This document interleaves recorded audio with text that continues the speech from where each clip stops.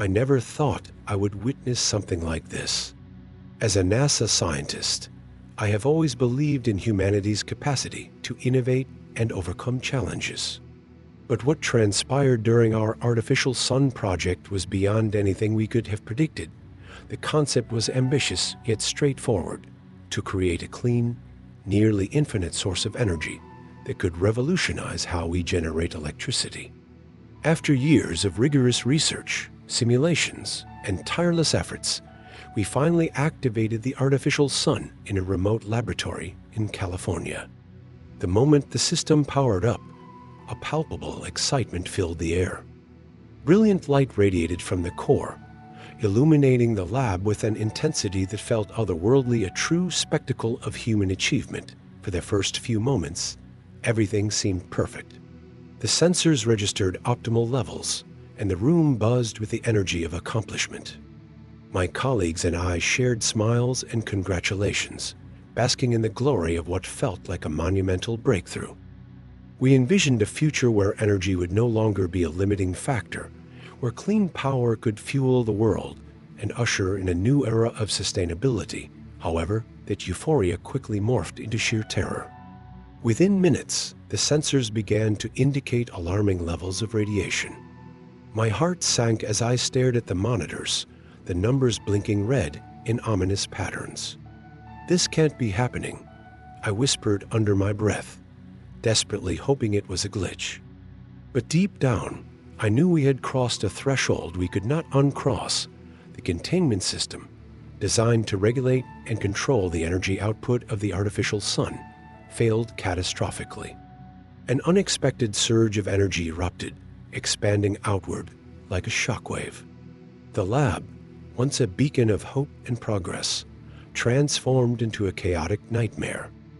Alarms blared, warning lights flashed, and panic quickly set in. "Shut it down now," I screamed, the urgency in my voice barely cutting through the chaos. But the systems were overwhelmed, and it was already too late.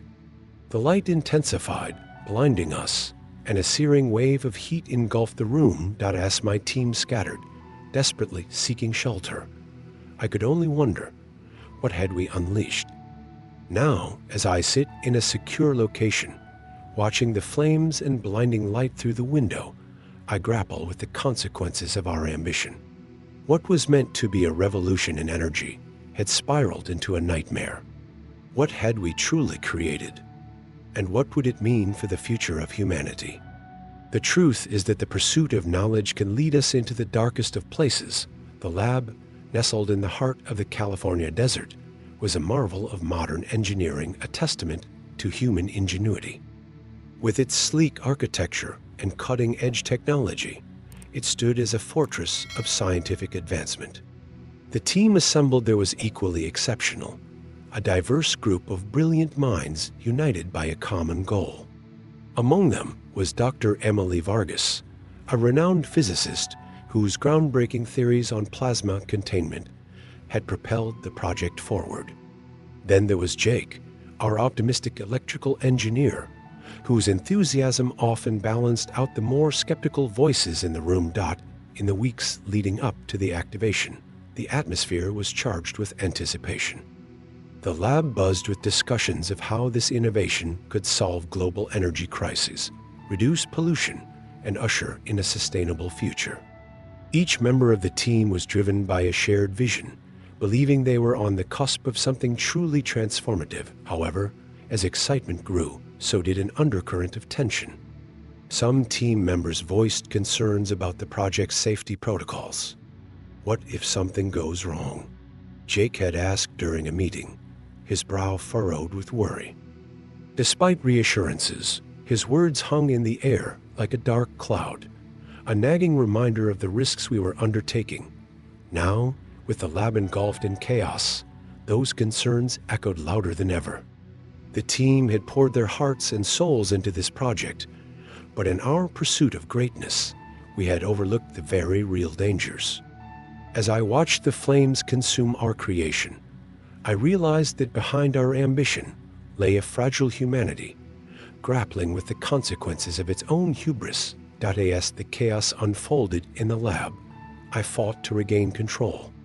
The blinding light from the artificial sun pulsed with an intensity that threatened to engulf us all. "We need to evacuate," I shouted, trying to cut through the panic that had taken hold of my team. The alarms blared relentlessly, drowning out any semblance of rational thought. Dr. Emily Vargas, her face pale with fear, clutched her notes as she sprinted toward the emergency exit. I steadied myself and gritted my teeth. We can't just abandon everything we've worked for. If we don't try to regain control, this could destroy everything in a radius of miles. With a determined nod, Jake stepped forward. "I'm with you. If there's even a chance to fix this, we have to try." His resolve ignited a flicker of hope within the team. Together, we rushed to the control panel, fingers flying over the buttons as we attempted to recalibrate the containment system. The ambient light grew blinding, and the heat intensified, but we pressed on, fueled by desperation. I had dedicated my life to science, to pushing boundaries, but at that moment, it felt as if we had crossed a line that could not be uncrossed. The lab began to shudder violently, and shards of equipment flew about the room. The shockwave from the energy surge rattled the walls, and I could feel the heat radiating against my skin. I glanced at the monitors, which now displayed a chaotic array of data, radiation levels skyrocketing, containment fields collapsing, and emergency protocols failing. In the midst of the chaos, I realized that our ambition had blinded us to the potential consequences. We had sought to harness the power of the sun, but in our eagerness, we had opened a Pandora's box. With each second that passed, the energy intensified, transforming the lab into a furnace. "We have to make a choice," I yelled, forcing my voice to remain steady. "We can either try to contain it or save ourselves." The choice was agonizing, but in that moment of crisis, it became clear. Survival was paramount. As the team began to scatter, I felt a deep sense of loss. We were supposed to be pioneers, but instead, we were fleeing from our own creation, a testament to humanity's hubris. As the primary conflict escalated, several subplots began to intertwine with the main narrative, adding layers of complexity to our dire situation. One prominent subplot revolved around the relationship between Emily and Jake. Despite their shared passion for science, their differing philosophies on risk and caution had often led to heated debates during the project's development. Emily, always the cautious one, had frequently raised concerns about the potential dangers of the artificial sun, while Jake had maintained an optimistic view, believing that careful planning would ensure safety. As the laboratory descended into chaos, their contrasting perspectives became more pronounced. Emily's instinct was to prioritize containment, even at the cost of their safety. "We can't abandon it. We have to do something," she shouted, her voice filled with urgency. Meanwhile, Jake's fear transformed him into a voice of reason, urging the team to prioritize their escape. "If we don't get out now, there won't be anything left to save." This clash between caution and optimism not only added tension to the group dynamic, but also served as a microcosm of the larger conflict, the struggle between human ambition and the inherent risks that come with it. Furthermore, another subplot developed around the ethical implications of our work. As we faced the consequences of our actions, questions arose about the responsibility of scientists in the pursuit of innovation.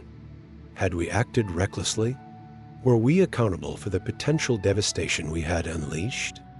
Each team member grappled with their own sense of guilt and responsibility, reflecting the broader moral dilemmas that accompany scientific exploration. The turning point came swiftly and without warning. As the chaos swirled around us, the artificial sun pulsed violently. The lights in the lab flickered, and a deafening roar filled the air, drowning out our voices. My heart raced as I watched the monitors flash red, indicating that radiation levels had reached critical thresholds. Panic surged through the team as they scrambled for the exit. But I knew we had one last chance to mitigate the disaster. "Everyone, listen," I shouted, forcing my voice to rise above the cacophony. "We still have a chance to stabilize the energy output. If we can adjust the containment parameters, we might be able to reduce the surge." Emily, her face streaked with sweat, shot me a look of disbelief. "Are you insane? We need to get out of here now." But before she could finish, the ground trembled violently beneath us, sending everyone sprawling. I steadied myself and gritted my teeth. We can't just abandon everything we've worked for. If we don't try to regain control, this could destroy everything in a radius of miles. With a determined nod, Jake stepped forward. "I'm with you. If there's even a chance to fix this, we have to try." His resolve ignited a flicker of hope within the team. Together, we rushed to the control panel, fingers flying over the buttons as we attempted to recalibrate the containment system. The ambient light grew blinding, and the heat intensified, but we pressed on, fueled by desperation. I could feel the energy building, a palpable force threatening to explode at any moment. Just as we thought we had made a breakthrough, the alarms shifted to a more frantic tone. The monitors displayed a countdown 10 seconds until a complete system failure. "We have to do this now," I yelled, adrenaline surging through my veins. With a final push, we executed the recalibration. The energy output stabilized for a fleeting moment, the blinding light dimming slightly, but then the warning sirens blared louder than before. We had ventured too far into the unknown, and the gravity of our choices weighed heavily on us. Yet, as we worked side by side, I felt a sense of unity growing among the team. Hours passed, and we managed to restore power to the communication systems. Relief washed over me when we received confirmation that emergency alerts had been sent out to nearby facilities.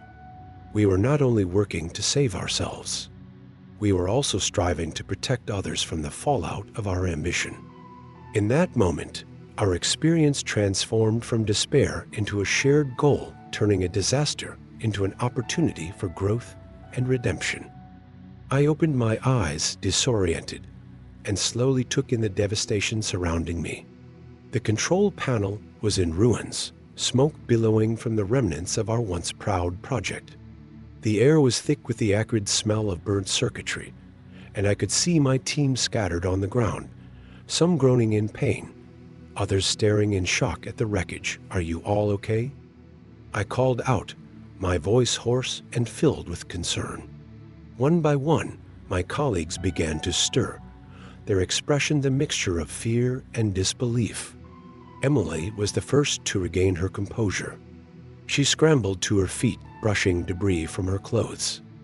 We should check the radiation levels," she stammered, her voice shaky. As we assessed the damage, a chilling realization washed over us.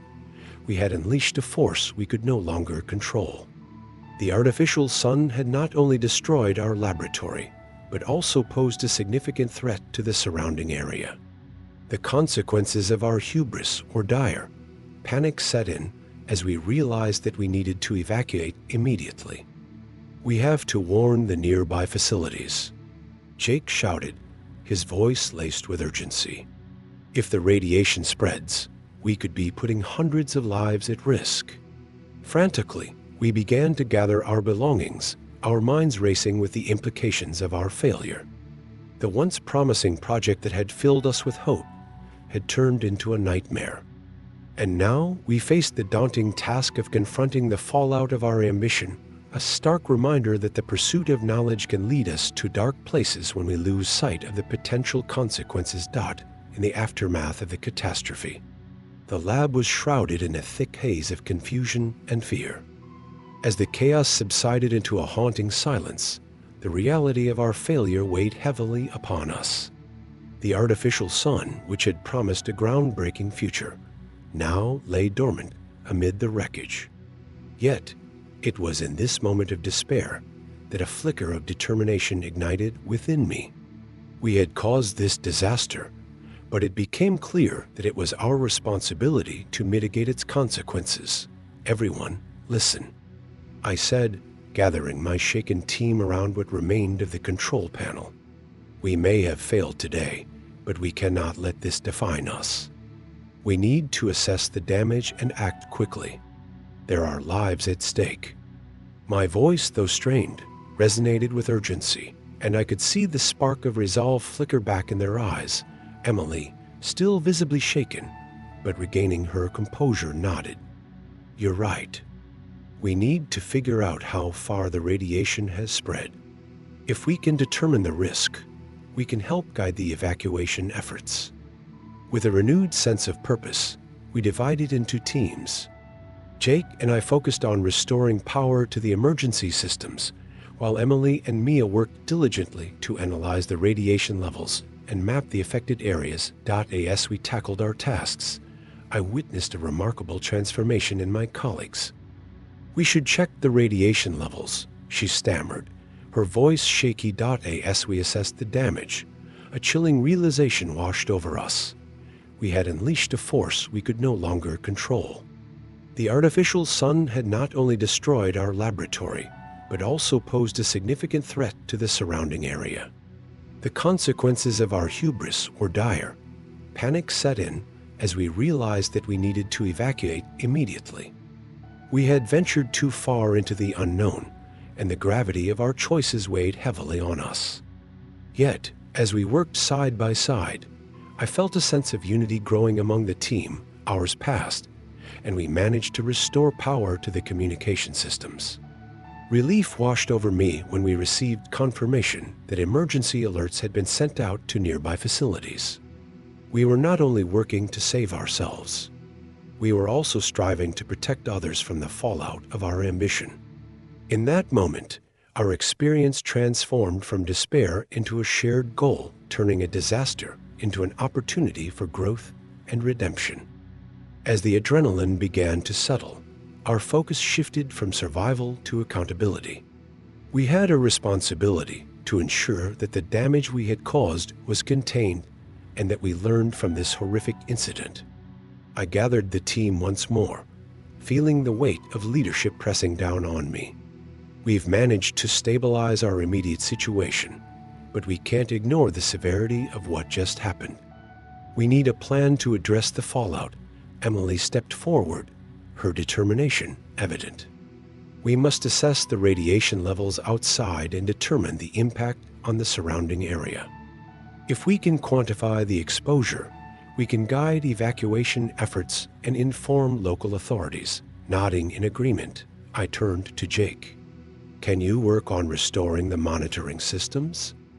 We need accurate data to report back. I'm on it, he replied, diving back into the wreckage to salvage what we could. With our task set, the atmosphere in the lab shifted to one of focused urgency. Each member of the team embraced their role, driven not only by the desire to rectify our mistakes, but also by the realization that we were part of something larger. As we worked, I could feel the sense of camaraderie strengthening among us, binding us together as we faced the consequences of our ambition. As hours turned into a blur of activity, we managed to get the monitoring systems back online. The data began to stream in, revealing the extent of the radiation leak. My heart raced as I reviewed the numbers. They were alarming, but not as catastrophic as I had feared. With Emily's guidance, we established a communication plan to relay our findings to the appropriate authorities. We have to be transparent about what happened, I insisted. It's our duty to ensure that no one else falls victim to our oversight. The team nodded in agreement, a shared understanding of the importance of honesty driving us forward. As we prepared our report, I felt a sense of resolve settle over me. This was not just about our redemption. It was about learning from our mistakes and ensuring that our quest for knowledge did not lead to further destruction. As we finished compiling our data, I looked around at my team, who had transformed from a group of frightened individuals into a unified force, determined to confront the consequences of our actions. We were no longer just scientists. We were stewards of responsibility, ready to face the world with the knowledge we had gained. The moment of reckoning arrived as we prepared to send our findings to the authorities. The lab was still in disarray, but we had managed to restore enough functionality to relay critical data about the radiation leak. My heart raced as I sat at the control panel, fingers poised over the keyboard. "Are you ready?" Emily asked, her voice steady despite the chaos surrounding us. I nodded, feeling the weight of responsibility pressing down on me. This was our chance to mitigate the fallout of our actions and ensure that the truth about the Artificial Sun project was known. As I pressed the send button, the monitors flickered to life, displaying a confirmation that our data was being transmitted. Relief washed over me, but it was short-lived. Just then, the alarms blared again, signaling an unexpected surge in radiation levels. My heart sank as I glanced at the readouts. The numbers were spiking dangerously high. Something's wrong. The containment breach is expanding, Jake shouted, scrambling to analyze the readings. We quickly realized that the artificial sun had not stabilized as we had hoped. Instead, it was entering a phase of uncontrollable energy release, and we were running out of time. "We need to evacuate," I yelled, but deep down, I knew we had to try one last desperate measure. "Can we reverse the energy flow?"